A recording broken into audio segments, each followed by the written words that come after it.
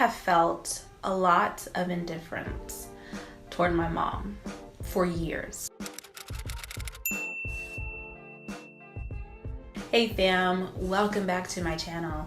If you are new here, thanks so much for dropping by.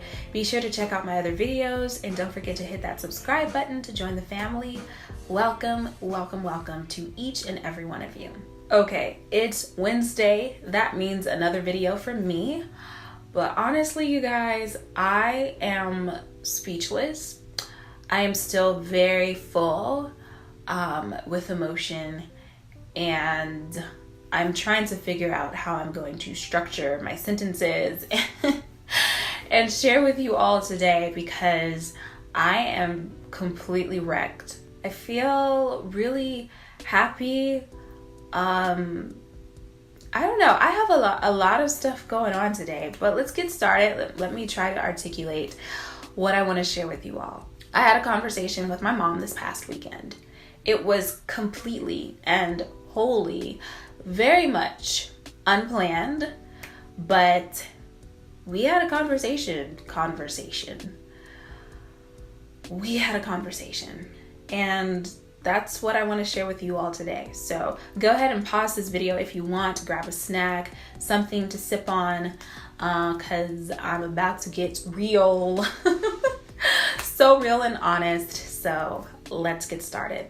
I have felt a lot of indifference toward my mom for years. A lot of indifference that grew into dislike, and those two just kind of seesawed for me throughout the years. And I recognized that I didn't like my mom. I resented her, or I just didn't care for her at all. And what I came to realize, and kind of what I understood all along, but you know, the way my pride is set up, underneath all of those layers of feelings was hurt. A world of hurt and a bonding that never took place. So let's unpack this. I am going to share with you all a little bit of my history, where it all started. I was born on a late spring day in Huntsville, Alabama. My parents were teenagers when I was conceived, and right before my birth, my dad decided I wasn't his kid. He was convinced that someone else was my father, so he decided to skip town, start a new life for himself, and pursue becoming a rap star in Atlanta, Georgia. And that's what he did. Well, he didn't become a rap star, but he moved to Atlanta, Georgia to begin a new life for himself. Shortly after my birth, my mom had my sister and then my brother. And so as a teenage parent, she had 3 kids, and all of us were under the age of like 3 or 4. We lived in public housing with my aunt and my grandmother. My paternal grandmother wasn't so convinced that I was not my dad's, and so she found my mom, offered a helping hand, and from the time that I was a baby, I would visit my grandparents, my paternal grandparents, pretty much every weekend. Around the age of 4 or 5, I really don't know. I've heard varying stories. I don't really care about the details, but around the age of 4 or 5, I went to live with my paternal grandparents, and I am eternally grateful for my grandparents and that I was raised in their home. I don't have a lot of memories of living with my mom. At least I don't think I do. But I do remember visiting on the weekends. And it was like every kid's dream. I had so much fun. I was with my family. I had a lot of cousins. I had my siblings. And it was just like a lot of people there. I could like watch cartoons all day long if I wanted to. I could eat pretty much whatever I wanted to, whenever I wanted to. I had my siblings. I thought it was the coolest thing ever that we would go to sleep in these oversized t-shirts, and I just really enjoyed being around my mom and her side of the family and my siblings. Even as a child, I picked up pretty early on that I was different. I was very quiet, really laid back, so very much observant. And even though I enjoyed the freedom and lack of structure at my mom's place, I really longed for and missed that structure at my home. You know, I missed my grandparents reading stories to me before I went to bed. I just really missed the structure and the affection and church attendance that I experienced in my home. And so by the time I was like 5 or 6 years old, I had a pretty rough life. Not really, but it seemed so unfair to me because I remember crying because I didn't want to visit my mom because I missed my home. And then when my grandmother would pick me up for my weekend visits, I would cry because I didn't want to go back to my home. I wanted to stay with my mom and my siblings and my cousins and my auntie and, you know, all my older cousins and my grandmother. When I was 6 years old, my grandparents separated and my grandmother and I moved to Georgia for a year. And while we were in Georgia for that year, I do not remember, I have no memories of me talking to my mom. I don't remember my mom calling me, or, you know, I'm unsure if we called my mom, but I have no memories of that. When I was 7, my grandparents reconciled and my grandmother and I moved back to Alabama. Yay. I was in private schools. I was involved in a lot of extracurricular activities. I was in church choirs, but one thing that was missing was the support of my mom, at least in her presence. And I remember at each of these functions, whenever I had to perform, whenever I had to sing, I'd always look at the door. Like, true story, I'd always look at the door every time I heard it open. And I would hope that it was my mom coming in to support me, you know, sporting a big smile. Yay, Shaquala, go you, I'm so proud of you. But rarely did that happen. And I don't know if it's because she was unaware of what was going on or, you know, she just couldn't make it, whatever the reason, but rarely would she show up. I began to just kind of expect disappointment when it came from my mom. I began to learn at an early age not to expect anything from her as a mom. And so, you know, I kind of donned this attitude that, you know, yeah, that's my mom. She lives here. That's my mom. But these are my grandparents. This is my church, you know, that is my God. And with those entities, I felt very full. I had a happy childhood. I felt very full, very supported. I felt just wrapped up in love. I felt secure in my grandparents' home, in my church, with my religious beliefs, with my God. But I did miss having that relationship with my mom. I never blamed my mom, but I do remember just thinking we're different and she's really young. Maybe when she gets older, she'll realize what's normal when it comes to a mother-daughter relationship. Even though those feelings persisted, I began to see my family through a different lens. And I'm sure they felt it, but I saw them through a different lens.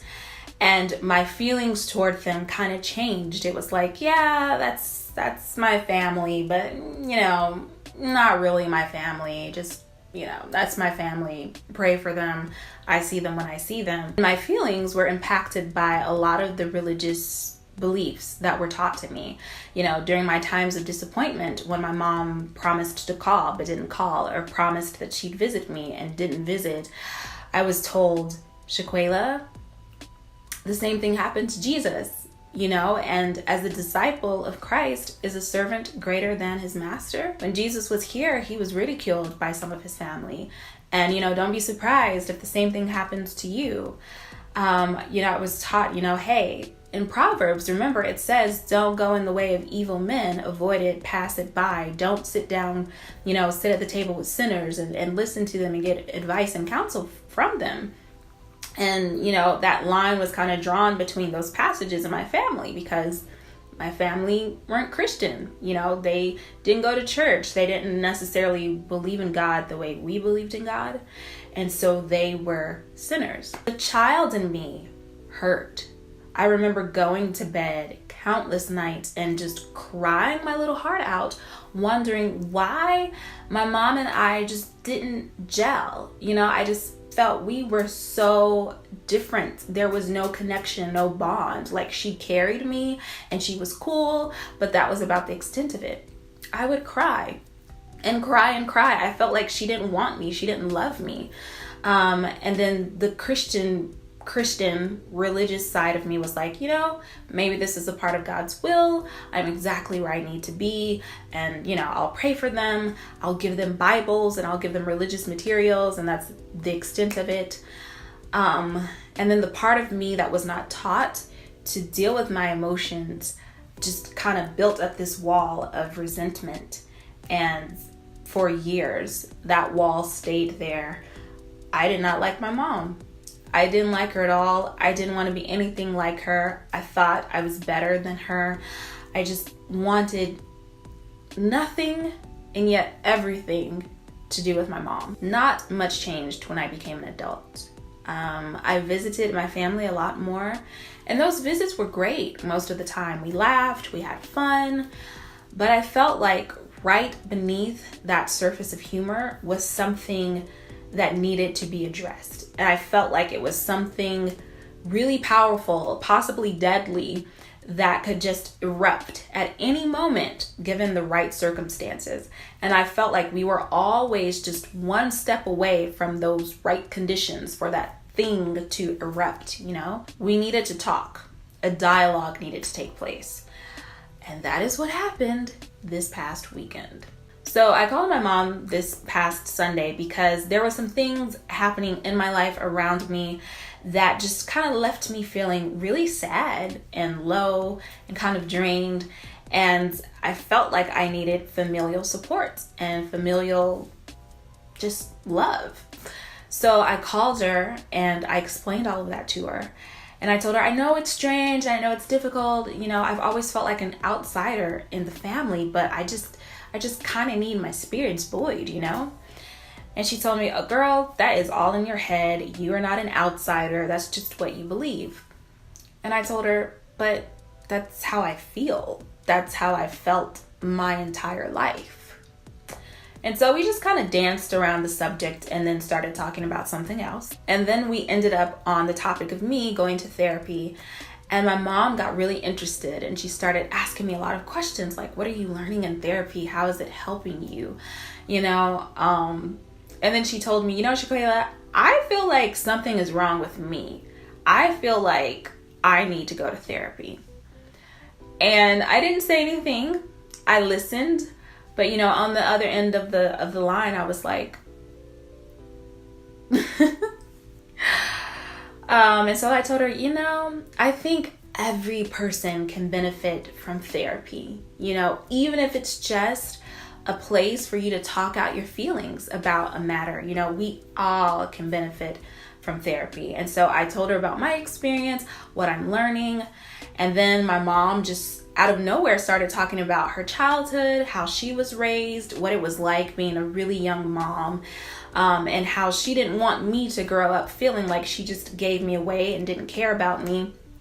And she was talking for a long time. And I sat there and I just listened to her. And there were a few moments where it was a little difficult for me, but I kept asking myself the question, ego or love? Ego or love?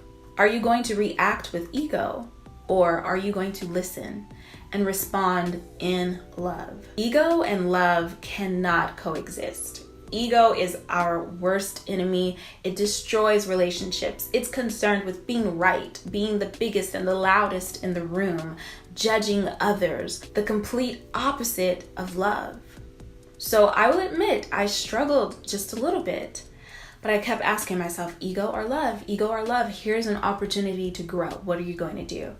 So I just listened to her. And as I continued to listen, I heard myself say, I understand how you feel, Ma.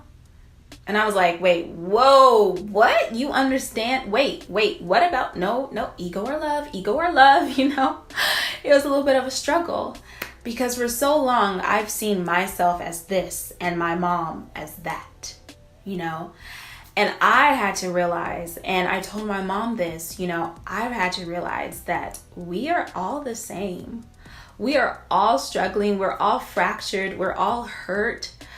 But hopefully one day some of us will realize, hey, something's wrong with me. I'm hurt, I'm wounded, and I need to get help. And my mom was like, yeah, wow, that's really true. That's really true. And then she began to tell me some of her hurt. And I've never known any of this stuff about my mom. I don't know a whole lot about my mom, I realized. And I listened to her and I was like, what the hell is going on here? You know, the more I listened, the more I understood. And then I was able to be honest about some of my hurts.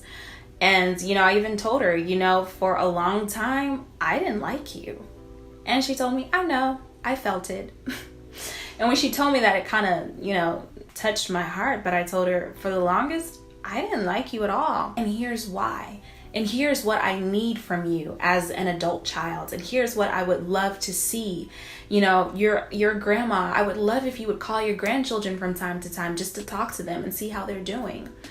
And she told me, Shaquala, you must be a fly on the wall, because I've told people I feel like I need to do better. I feel like I need to do more. I need to call my kids. I need to know where, you know, she's like, my oldest child, I don't even know where she is. I need to know where she is. I need to talk to my grandkids. And so we sat there and it was like, I see you, you see me. And really, we're the same. And we can get past this, all the hurt. We can heal and we can grow together. At the end of our conversation, my mom asked, how did I end up like this? How did my mom end up like this? You know, how did we get this way? And I told her, you know, it goes beyond just me, you, your mom, our family. All of our families are wounded. All of our families are fractured. But I believe especially in the African American community, because trauma travels. This hurt goes back to slavery, when our families were separated. They were pitted against each other, torn apart. You know, trust was lost amongst ourselves. It starts with dialogue. We have to talk. We cannot be afraid of talking to our sons and our daughters and even sharing some of our hurts and our struggle. It starts with a dialogue. And then we have to realize that we're the same. You are me and I am you, and we are love. And when we recognize that we are love, and it's just a fact of returning to that love and realizing how powerful love is, it's the antidote that our hurting world needs, then a real transformation can take place. A real miracle can take place. And it starts within us. I told my mom, you know, Ma, as you're on this healing journey, don't forget about yourself. Take time for yourself. Be gentle with yourself, because you are a living soul. You're a being. You're special. You're important. You are magic. You got to take care of yourself. You have to love yourself. Be patient with yourself. And then that will impact every other relationship that you have, that you seek to have, that you seek to restore. So, y'all, I am wrecked. I am wrecked. Did this really happen? Oh my gosh. When you are committed to growth, man, things happen. Opportunities arise. And I'm just really, really thankful. Who would have thought? Who would have thought? My mom and I have never had a conversation like this. My mom has never been open to me sharing things with her. I remember I used to give her Bibles and spiritual magazines, and she was just like, oh, yeah, okay. Yeah, thank you, but no, not my cup of tea. And now she's like, give me a list of books. What books are you reading? Okay, what about meditation? What about yoga? Y'all, healing is a beautiful journey. It's not pretty at all times. It's not easy at all times, but it is so worth it. And I think that's it, because I have an exam tomorrow and I need to go study. So I love you all so much for watching. Don't forget to give this video a thumbs up if you enjoyed it. Turn on the notification bell so you don't miss a single video.